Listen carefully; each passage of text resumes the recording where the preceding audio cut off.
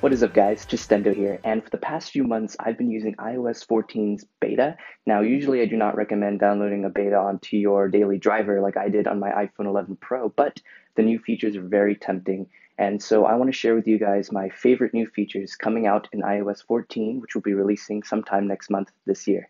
Let's get to it. Okay, so this first feature is called Backtap. So this is actually one of the main reasons I jumped the gun and downloaded iOS 14 ahead of time. This feature essentially allows the user to custom map a shortcut to their liking and activate it by tapping the back of the iPhone. Now, so far, this feature is only available via beta on iPhones with Face ID, but it should be available on iPhones as far back as the iPhone 8 and 8 Plus when the full software releases this fall. So you can see just by double tapping the back, or triple tapping, I should say, screenshots. So it's a really convenient feature for one-handed use, and it's one of my favorites. Okay, so this is the highlight feature that most headlines go over when discussing new features in iOS 14, and yes, I know Android has had widgets for the last bajillion years. iOS sort of had them, but they were restricted to a locker-like menu on the far left of the home screen. So, these are full-on customizable widgets.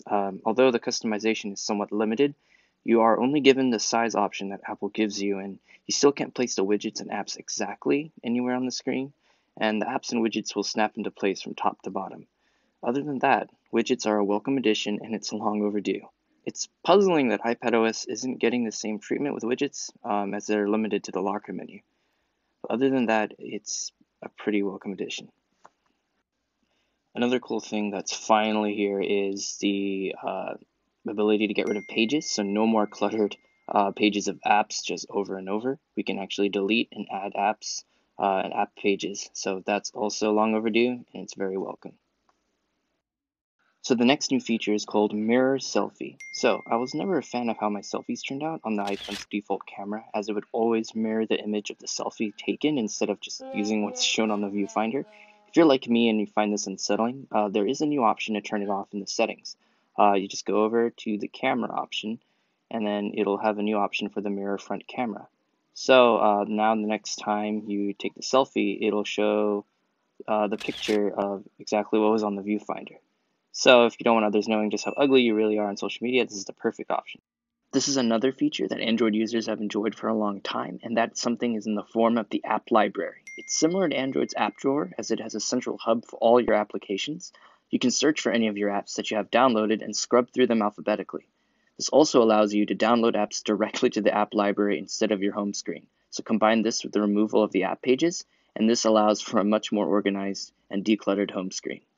So Siri gets an overhaul this year, so with it a new feature. So Siri's UI has changed, so if I were to go, hey Siri, what's the weather going to be like tomorrow? Siri doesn't take up the entire screen anymore, it's just like a glowing orb at the bottom. You can't interact with any of the content underneath, so that's kind of puzzling, but other than that, it's pretty nice. So this philosophy carries on over to phone calls, so now phone calls don't take up the entire screen, you can just look at it from that little notification up there. And there you go, you can even hide it and put it away. The beloved feature that's been on iPad for years is finally making its way to iPhone in iOS 14. This feature allows you to continue watching a video even after going to another application or the home screen. While this feature doesn't yet work on the YouTube application at this time of the video, a workaround is to use YouTube on Safari, and so after going to the home screen you can still have the video playing in a mini window and even hide it to the side while keeping the audio going. So this is very convenient if you want to even turn off your screen, for instance, while watching YouTube videos, or if you want to just answer a message and have the video still play. So that about wraps things up for my favorite features in iOS 14. Of course, there's a lot I didn't cover, like app clips, QR code, and the fact that Memojis now have a mask option, but those are just my personal favorites. If you like this video, make sure to like and subscribe, and comment below what your favorite iOS 14 feature is, and if you're on Android, I guess just comment below how ahead you are. Thank you guys so much for watching, and until next time, I'll catch you guys later.